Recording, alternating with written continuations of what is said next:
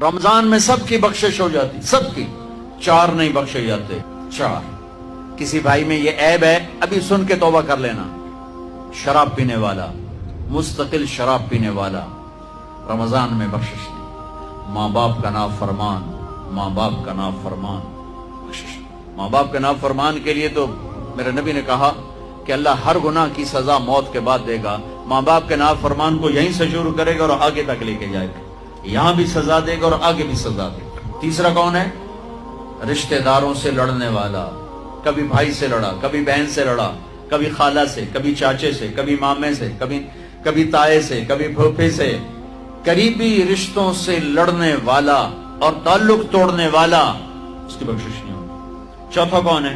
کینہ رکھنے والا، کینہ، نفرت کے ساتھ ان کے ٹانگیں کھینچنا چاہتا ہوں، اس کو کینہ کہتے ہیں۔ تو یہ چار برائیاں معاف نہیں۔